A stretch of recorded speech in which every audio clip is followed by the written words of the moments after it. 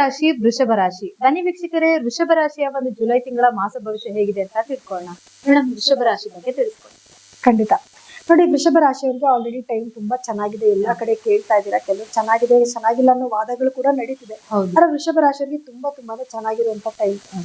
At least last month ಅದೊಂದು June month ಅಲ್ಲಿ ಆದ್ರೂ ಕುಜ 12ರಲ್ಲಿ ಇದ್ದಾಗ ಸ್ವಲ್ಪ ಏನೋ ಅವ್ರ ಸ್ಪೌಸ್ಗೆ ಆರೋಗ್ಯ ಸಮಸ್ಯೆಗಳು ಬರುತ್ತೆ, ಭೂಮಿಯಿಂದ ಪ್ರಾಬ್ಲಮ್ಸ್ ಆಗುತ್ತೆ ಅನ್ನೋದಿತ್ತು. ಬಟ್ ಇವಾಗ ಆ ತರದ್ದು ಏನು ಇಲ್ಲ. ತುಂಬಾ ಒಳ್ಳೆ ಸಮಯ ಅಂತ ಹೇಳ್ಬೋದು. ಕುಜ ಲಗ್ನದಲ್ಲೇ ಸಂಚಾರ ಮಾಡ್ತಾ ಇದ್ದಾನೆ ಅಂದ್ರೆ 12ನೇ ಅಧಿಪತಿನೂ ಕೂಡ ಲಗ್ನಕ್ಕೆ ಬಂದಿದ್ದಾರೆ. ಸ್ವಲ್ಪ ಫಾರಿನ್ ಟ್ರಿಪ್ಸ್ ಜಾಸ್ತಿ ಮಾಡ್ತಾರೆ ಅಥವಾ ಹೋಗ್ಬೇಕು ಅನ್ನೋ ಪ್ಲಾನಿಂಗ್ಸ್ ಆದ್ರೂ ಬರುತ್ತೆ. ಜೊತೆಗೆ ಏನು ಅಂತಂದ್ರೆ ಇವರಿಗೆ ನೋಡಿ, ಲಗ್ನಾಧಿಪತಿ ಆಗಿರುವಂತಹ ಶುಕ್ರ ಗ್ರಹ 4ನೇ ಮನೆ ಸಂಚಾರ ಮಾಡ್ತಿದ್ದಾರೆ. ಇವ್ರೇನಾದ್ರೂ ಭೂಮಿ ತಗೋಬೇಕು ಅಂತ ತುಂಬಾ ದಿನಗಳಿಂದ ಅನ್ಕೊಂಡಿದ್ರೆ ಭೂಮಿ ತಗೊಳ್ಳೋದು, ತಾಯಿ ಆರೋಗ್ಯದಲ್ಲೂ ಸ್ವಲ್ಪ ಕ್ಷೇಮ ಇರುತ್ತೆ. ಆದ್ರೆ ಕೇತು ಅಲ್ಲೇ ಸಂಚಾರ ಮಾಡ್ತಾ ಇರೋದ್ರಿಂದ ಅವತ್ತಿಂದನೂ ನಾವು ಹೇಳ್ಕೊಂಡ್ ಬರ್ತಾ ಇದೀವಿ, ಕೇತು 4ನೇ ಮನೇಲಿ ಇರೋದ್ರಿಂದ ತಾಯಿ ಆರೋಗ್ಯಕ್ಕೆ ಅಷ್ಟು ಒಳ್ಳೇದಲ್ಲ. ಅಥವಾ ಭೂಮಿ ಏನಾದ್ರೂ ತಗೊಳ್ಳೋದು ಮಾಡ್ತಾ ಇದ್ರೆ ಸ್ವಲ್ಪ ಲಿಟಿಗೇಷನ್ಸ್ ಬರೋದು ಅಥವಾ ಪೋಸ್ಟ್ಪೋನ್ ಆಗೋದು ಇದೆಲ್ಲ ಈ ರೀತಿ ಕೆಲವು ಸಮಸ್ಯೆನ ಎದುರಿಸಬೇಕಾಗಿ ಬರುತ್ತೆ.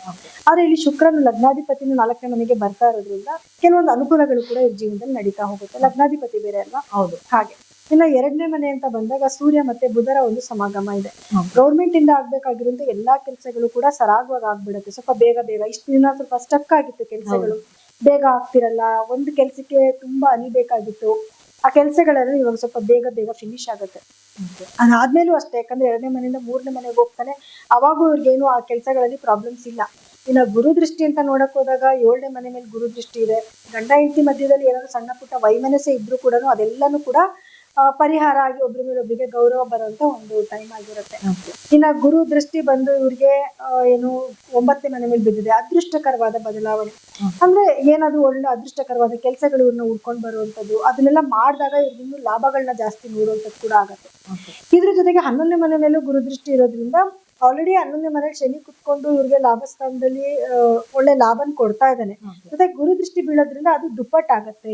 ಇನ್ನೂ ಅಧಿಕವಾದ ಲಾಭಗಳನ್ನ ಇವರು ನಿರೀಕ್ಷೆ ಮಾಡಬಹುದು. ಅಂದ್ರೆ ಅವ್ರಿಗೆ ಈಗ ಒಳ್ಳೆ ಸಮಯ ಇದೆ, ಉಪಯೋಗ ಪಡಿಸ್ಕೋಬೇಕು. ಖಂಡಿತ ತುಂಬಾ ಉತ್ತಮವಾದ ಸಮಯ. ನಂಬರ್ 1 ಯಾವ ರಾಶಿಗೆ ಕೊಡ್ಬೋದು ಅಂತ ನೋಡಕ್ ಹೋದ್ರೆ ಖಂಡಿತ ನಾವು ವೃಷಭ ರಾಶಿಗೆ ಕೊಡ್ಬೇಕು, ಆ ರೀತಿನಲ್ಲಿ ಇದೆ. ಜೊತೆಗೆ ರಾಹು ಇಂದನೂ ಕೂಡ ಒಳ್ಳೊಳ್ಳೆ ಆಪರ್ಚುನಿಟೀಸ್ ಉಟ್ಕೊಂಡು ಬರ್ತಾ ಇರುತ್ತೆ. ನೆಗೆಟಿವ್ ಪಾರ್ಟ್ ಅಂತ ಏನು ಕಾಣಿಸ್ತಾನೆ ಇಲ್ಲ ಮೇಡಮ್ ಅವ್ರಿಗೆ ನೋಡೋದಕ್ಕೆ.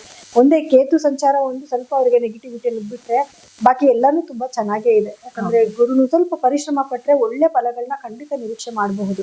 ಆದ್ರೆ ಈ ತಿಂಗಳಲ್ಲಿ ಗುರು ಕಂಬಸ್ಟ್ ಆಗ್ತಾನೆ, 11ನೇ ತಾರೀಕು ಮೇಲೆ ಕಂಬಸ್ಟ್ ಆಗ್ತಾನೆ. ಅಂದ್ರೆ ಸೂರ್ಯನ್ಗೆ ನಿಯರೆಸ್ಟ್ ಡಿಗ್ರಿ ಬಂದಾಗ ಸುಟ್ಟೋಗ್ತಾನೆ. ಆ ಟೈಮಲ್ಲಿ ಮಾತ್ರ ಇವರು ಯಾವ್ದೇ ಶುಭ ಕಾರ್ಯಗಳನ್ನ ಮಾಡಕ್ ಹೋಗ್ಬಾರ್ದು. ಇವ್ರೇ ಅಂತಲ್ಲ, ಯಾರು ಮಾಡ್ಬಾರ್ದು.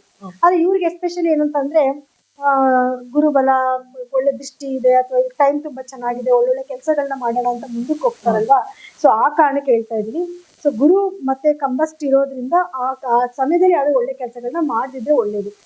ಅಂದ್ರೆ ಈ ಒಂದು ಜುಲೈ ತಿಂಗಳಲ್ಲಿ ಅವ್ರೇನಾದ್ರೂ ಒಂದು ಒಳ್ಳೆ ಕೆಲಸ ಮಾಡ್ಬೇಕು ಅಂತಂದ್ರೆ ಆ ಸಮಯದಲ್ಲಿ ಮಾತ್ರ ಬೇಡ ಅಂತ. ಓಕೆ, ಹಾಗೆ ಇವರು ಒಂದು ಸಣ್ಣ ಪುಟ್ಟ ಸಮಸ್ಯೆಗಳಂತ ಅಂದಾಗ ಅದನ್ನ ಯಾವುದೇ ಕಾರಣಕ್ಕೂ ನಾವು ನೆಗ್ಲೆಕ್ಟ್ ಮಾಡೋದು. ಹೌದು. ಸೊ ಅದನ್ನ ಸಣ್ಣ ಪುಟ್ಟ ಆದ್ರೂ ಕೂಡ ಅದನ್ನ ಒಂದು ರೆಸ್ಪಾನ್ಸಿಬಲ್ ಆಗಿ ತಗೊಂಡು ಪರಿಹಾರ ಮಾಡ್ಕೋಬೇಕು. ಹಾಗಿದ್ರೆ ಅವ್ರು ಯಾವ ರೀತಿ ಪರಿಹಾರ ಮಾಡ್ತಾರೆ ನೋಡಿ. ಇವ್ರಿಗೂ ನೆಗ್ಲೆಕ್ಟ್ ಏನಿರ್ಬಹುದು ಇವ್ರಿಗೆ ಪ್ರಾಬ್ಲಮ್ ಅಂತ ನೋಡಕ್ ಹೋದಾಗ ಇವ್ರಿಗೆ ಕುಜ ಲಗ್ನದಲ್ಲೇ ಇರೋದ್ರಿಂದ ಆತರದ ನಿರ್ಧಾರಗಳನ್ನ ತಗೊಳ್ಳೋದು. ಸೊ ಆತರದ ನಿರ್ಧಾರಗಳನ್ನ ತಗೊಳ್ಳೋದ್ರಿಂದ ಕೆಲವು ನೆಗೆಟಿವಿಟಿ ಅನುಭವಿಸ್ಬೇಕಾಗಿ ಬರುತ್ತೆ.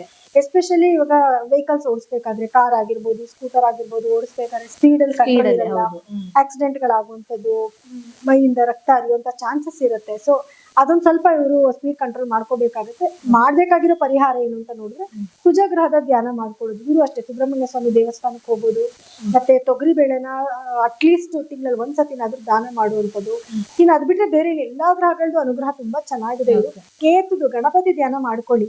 ಪ್ರತಿದಿನ ಓಂ ಗಂ ಗಣಪತಿ ನಮಃ ಅಂತ ಮಂತ್ರನ 21 ಸತಿ ಹೇಳ್ಕೊಳ್ಳುವಂಥದ್ದು, ಗಣಪತಿ ದೇವಸ್ಥಾನಕ್ಕೆ ಹೋಗಿ ಬರೋದು, ಇಷ್ಟು ಮಾಡ್ಕೊಂಡ್ರೆ ಸಾಕು ಮೇಡಮ್. ಸೊ ನೋಡಿದ್ರಲ್ಲ ವೀಕ್ಷಕರೇ, ವೃಷಭ ರಾಶಿಗೆ ಈ ಒಂದು ಜುಲೈ ತಿಂಗಳಲ್ಲಿ ಎಷ್ಟು ಅದೃಷ್ಟ ತಂದ್ಕೊಡುತ್ತೆ ಅಂತ. ಹಾಗಿದ್ರೆ ಬನ್ನಿ ಮುಂದಿನ ರಾಶಿ ಬಗ್ಗೆ ತಿಳ್ಕೊಳ್ಳೋಣ.